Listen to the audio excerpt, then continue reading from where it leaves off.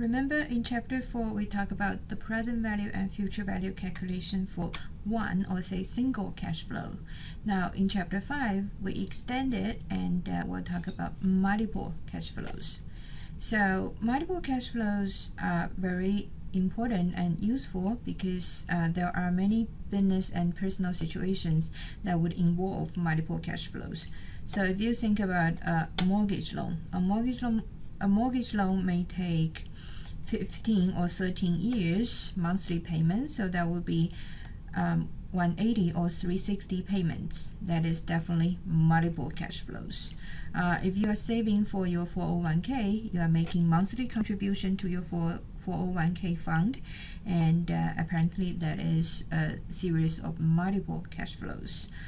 So therefore we need to learn how to deal with multiple cash flows, but don't get intimidated by multiple cash flows, because you will see multiple cash flows is simply a sum of single cash flows that we talk about in chapter 4. So let's think about the future value of multiple cash flows. So if we have different cash flows paid in different times, to find out the total future value, it's actually pretty simple. We just calculate the cash flow, each cash flow individually, and we sum up all the future cash flows to get the total cash flow, total future value of all cash flows. So for example, if we invest 100 today, and then 125 later, 1 year later, and then 150 after 2 years. By now, when you read these, you can think of a timeline in your mind, and the question is, how much would you have after 3 years if the annual interest rate is 10%? 7%. So apparently all these cash flows, each one of them will compound by 7% interest rates. So we just need to find out the future value of every one, and we sum them up. So this procedure is explained here.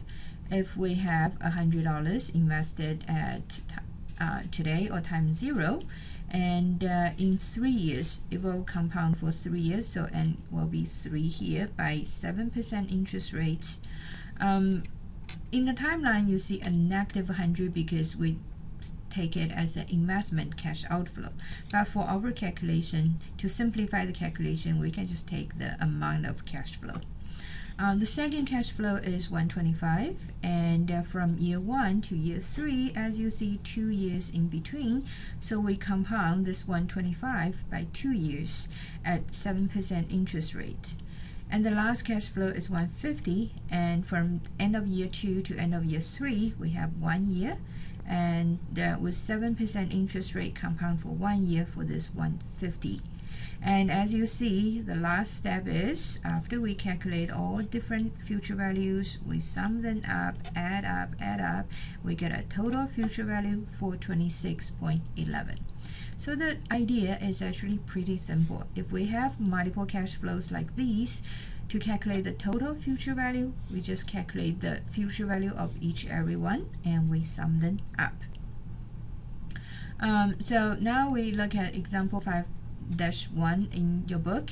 So if you're a freshman in college, you try to save some money, you deposit $2,000 from the first summer, $2,500 in the second summer, $3,000 in the last summer, and how much money would you have to buy a car if interest rate are 5% every year? So this calculation is explained in this video provided by the publisher. So I have the link here, so you can just click here to watch the video that explains this calculation. You can also read my explanation here. Basically, each cash flow compounding by 5% interest rates, and depending on when you are depositing the money, you figure out how long each cash flow can compound, and then finally you sum them up. You get the total future value. Again, if you want to watch the whole video, click here. I will also provide the direct link to this video on D2L under web links. in the previous example, you see multiple cash flows when they have different amount every time or every year. Now we are going to talk about a special case of multiple cash flows, which is annuities. An annuity is a cash flow stream in which the cash flow amounts are all equal and occur at regular intervals. So it could be ordinary annuity and annuity due. So the first feature is equal amount of cash flows every period. And for ordinary annuity, it is an annuity whose payment occur at the end of each year. And an annuity due is an annuity whose payment occurs at the beginning of each period. So we look at this timeline here. So for ordinary annuity, as you see, first payment is made at the end of first year. Second payment is made at the end of the second year. Third payment, end of the third year. And for annuity due, first payment is made at the beginning of the first year, and second payment is made at the beginning of the second year. So as you know, end of the first year and the beginning of the second year actually pretty much the same. Okay, so if you look at the timeline of an ordinary annuity and an annuity due, you realize that when the payments amount are the same, an annuity due basically is the ordinary annuity being pushed 1 year ahead. So for an ordinary annuity, according to the idea that we just talked about, to calculate the future value of this ordinary annuity, we use the payment. We look at all those payments, every one of them. We use the interest rates for compounding, and for every payment, we look at how many years can they compound. So n minus 1, why do we have n minus 1 here? For example, in this timeline, your first payment is made at the end of the first year. And so by the end of the third year, what you have is 2 years of compounding, which is 3 minus 1. So that's why you have 3 minus 1 as 2 years of compounding for the first payment. Your second payment have 3 minus 2, which is 1 year of compounding. And your last payment in our previous example on the timeline doesn't really have much time to compound, because 3 minus 3 is 0, and anything at the power of 0 is 1. So you will have the payment amount itself. Okay, so this is the formula to calculate the total future value of this annuity based on the idea that the total amount is simply the future value of every one summed up.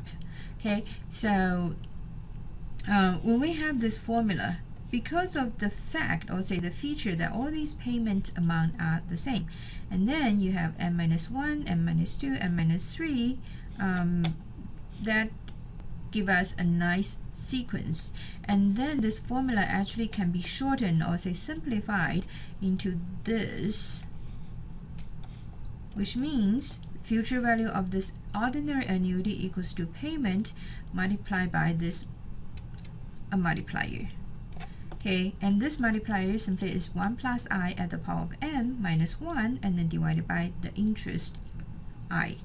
And sometimes we call this annuity compounding multiplier. You actually don't have to memorize this formula.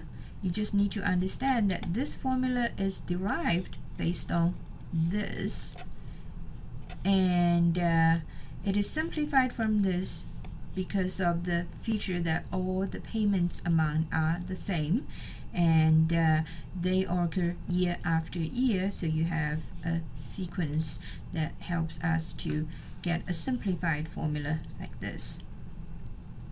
Now, once we know that formula to calculate the future value of this annuity, ordinary annuity, we can calculate, for example, a future value of a 5-year annuity, annual payment of 100, when the interest rate is 8%. We simply plug in 100 as payment, 8% interest rate, or say the little I, and 5 as n, into this formula, so the future value is 586.66.